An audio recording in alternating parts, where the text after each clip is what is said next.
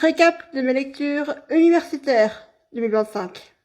D'abord, œuvre complète de Rimbaud, dont j'avais lu un poème auparavant qui est Le Dormeur du Val. Très beau poème, mais je n'étais absolument pas prête pour toutes les références scatologiques, donc liées au caca, qu'il y a dans le reste de ces poèmes. Donc un peu déçue, mais j'admire le culot du mec qui fait rimer Vénus avec anus. Ensuite, Un barrage contre le Pacifique de Marguerite Duras.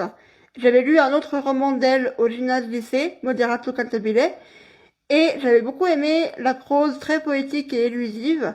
Malheureusement, Un barrage contre le Pacifique a pas du tout le même style d'écriture puisqu'elle l'a écrit plus tôt dans sa carrière. Je n'ai donc même pas réussi à aller au bout de ce bouquin. J'en suis pas fière, mais voilà. Et j'ai vraiment pas aimé. Ensuite, Les années de Annie Ernaux. Très intéressant. J'ai écouté pour des raisons de timing.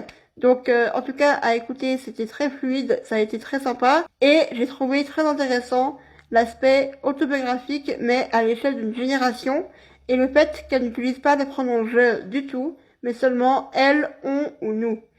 Plus la dimension d'ailleurs sociologique que ça amène. Ensuite, en anglais, on a lu plusieurs poèmes au printemps, mais le poème majeur qu'on a lu à ce moment-là, c'est The Wasteland de T.S. Eliot. Et je te l'ai déjà mentionné, je suis encore en train de chercher comment est-ce que je peux te l'amener, parce que c'est un poème narratif assez long, en 5 parties, qui est assez riche.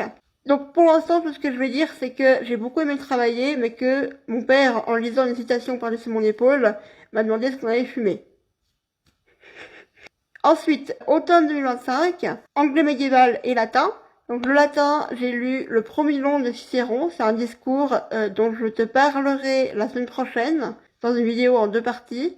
Et pour l'anglais médiéval, il y a eu l'épopée Beowulf. L'épopée, c'est donc comme l'Iliade et l'Odyssée. J'avais fait une vidéo d'ailleurs sur l'épopée. J'ai lu aussi Sir Orfeo, qui est un retelling du mythe gréco-romain Orphée et Eurydice, avec un monde des morts celtique habité par des fées, avec littéralement un château couvert de gemmes qui brille dans la nuit. Trop stylé. Et il y avait plusieurs extraits de légendes arthuriennes que j'ai beaucoup aimé découvrir, parce que j'avais entendu parler mais sans jamais lire. Et je trouvais ça intéressant de voir les différentes conceptions qu'il peut y avoir sur la chevalerie, l'amour, etc. Évidemment, il y a aussi eu finalement des extraits de Chaucer, qui est un auteur médiéval anglais majeur, au même niveau que Shakespeare. Ça se joue entre les deux, voilà, pour l'auteur anglais le plus connu et le plus important.